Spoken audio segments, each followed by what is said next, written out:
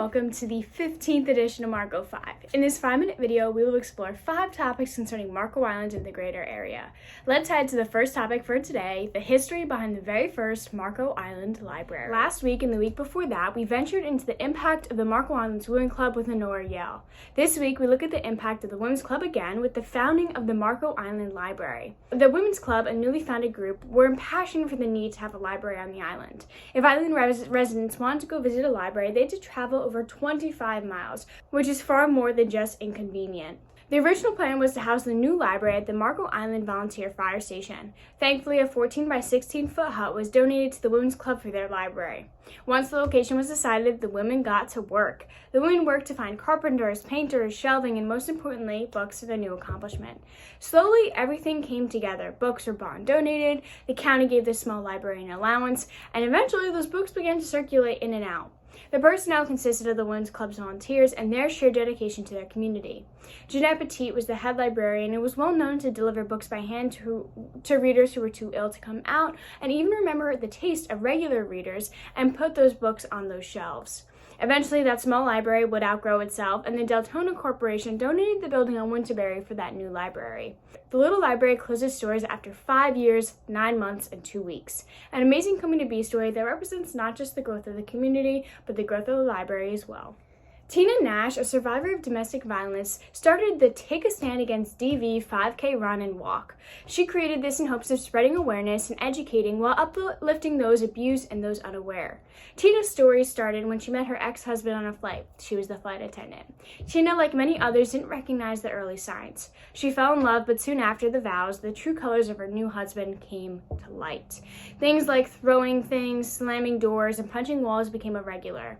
Soon, her ex-husband would pin her against the wall, create bruises, and would even strangle her. Fortunately, Nash got out and survived her domestic abuse story. Now, Nash hopes to spread awareness, especially to young people. She wants to share what red flags look like and be able to create programs to help those who were abused, and also to teach what abuse looks like. If you are going through something similar or you just want to talk, Nash has made herself available for conversation at klnash@live.com. Last week, I covered the first part of Deneen Rose's story. This week, I will continue it. We left off at Rose's surgery, so that's where I'll pick up from today. Rose was under surgery for 6 hours while doctors worked to remove cancerous tissue.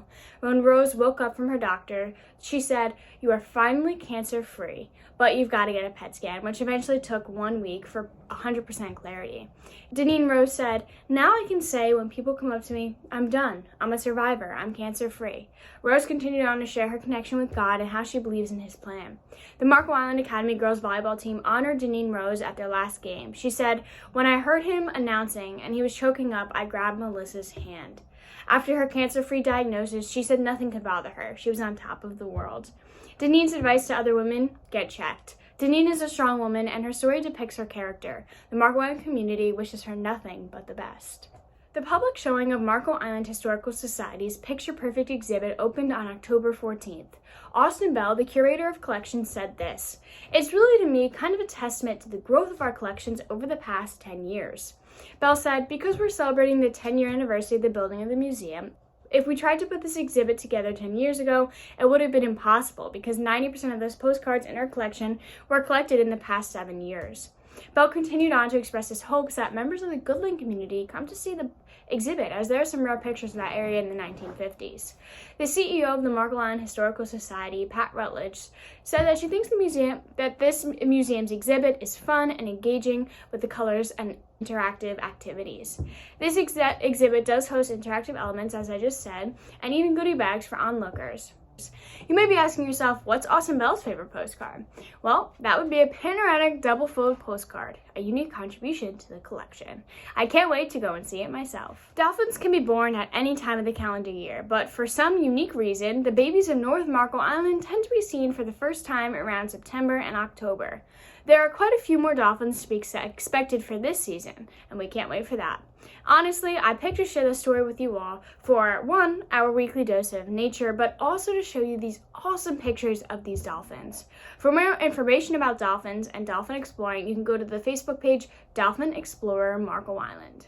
On to my favorite part of the show, the calendar of events. Up first, on October 30th, the Halloween Spooktacular at McConville Park. The Community Classic will be held from 4 to 6 p.m. A night full of Halloween candy, costumes, and everything in between. Staying with the spooky season, there is a movie in the park on October 20th. This event will also be held at McConville Park and will feature the movie Haunted Mansion, which is PG, of course.